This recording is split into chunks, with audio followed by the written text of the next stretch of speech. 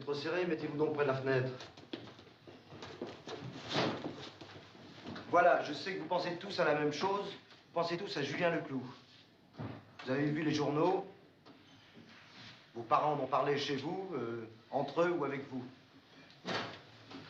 Maintenant, vous allez tous partir en vacances. Et moi aussi, je voudrais vous parler de Julien. Alors, à propos de Julien, je ne sais pas grand-chose de plus que vous, mais je voudrais vous donner mon point de vue. D'abord, d'après ce qu'on m'a dit, Julien sera pris en charge par l'assistance publique et il va être placé dans une famille. Quel que soit l'endroit où il sera évidemment mieux qu'avec sa mère et sa grand-mère où il était maltraité. Pour dire les choses exactement, où il était battu. Sa mère sera déchue de ses droits maternels, ce qui signifie qu'elle n'aura plus le droit de s'occuper de lui. Je pense que pour Julien, la vraie liberté va commencer vers 15 ou 16 ans, lorsqu'il se sentira libre d'aller et venir. Devant une histoire aussi terrible que celle de Julien, la première réaction de chacun de nous est de se comparer à lui. J'ai eu une enfance pénible, enfin beaucoup moins tragique que celle de Julien, mais pénible. Et je me souviens que j'étais très impatient de devenir adulte parce que je sentais que les adultes ont tous les droits, qu'ils peuvent diriger leur vie comme ils l'entendent. Un adulte malheureux peut recommencer sa vie ailleurs, peut repartir à zéro. Un enfant malheureux ne peut pas avoir cette pensée. Il sent qu'il est malheureux, mais il ne peut même pas mettre un nom sur son malheur. Et surtout, nous savons qu'à l'intérieur de lui-même, il ne peut même pas remettre en question les parents ou les adultes qui le font souffrir.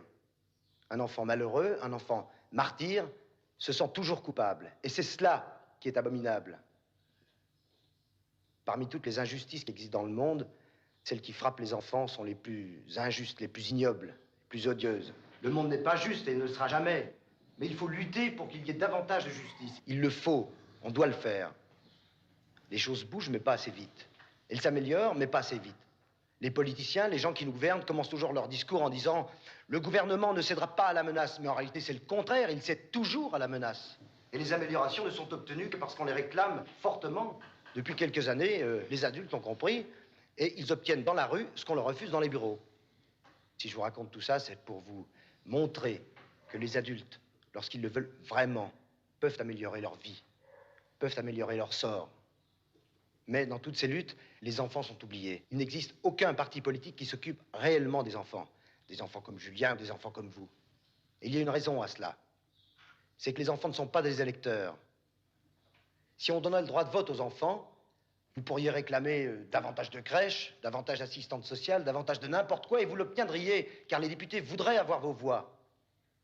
Par exemple, vous pourriez obtenir le droit d'arriver 1 heure plus tard à l'école en hiver, au lieu de venir en cours dans la nuit. Je voulais vous dire aussi, c'est parce que je garde un mauvais souvenir de ma jeunesse et que je n'aime pas la façon dont on s'occupe des enfants que j'ai choisi, moi, de faire le métier que je fais, être instituteur. La vie n'est pas facile, elle est dure. Et il est important que vous appreniez à vous endurcir pour pouvoir l'affronter. Attention, je ne dis pas à vous durcir, mais à vous endurcir. Par une sorte de balance bizarre, ceux qui ont eu une jeunesse difficile sont souvent mieux armés pour affronter la vie adulte que ceux qui ont été très protégés ou très aimés. C'est une sorte de loi de compensation. La vie est dure, mais elle est belle, puisqu'on y tient tellement. Il suffit qu'on soit obligé de rester au lit à cause d'une grippe ou d'une jambe cassée pour s'apercevoir qu'on a envie d'être dehors, de se balader, pour s'apercevoir qu'on aime vraiment beaucoup la vie. Bon, maintenant vous allez tous partir en vacances.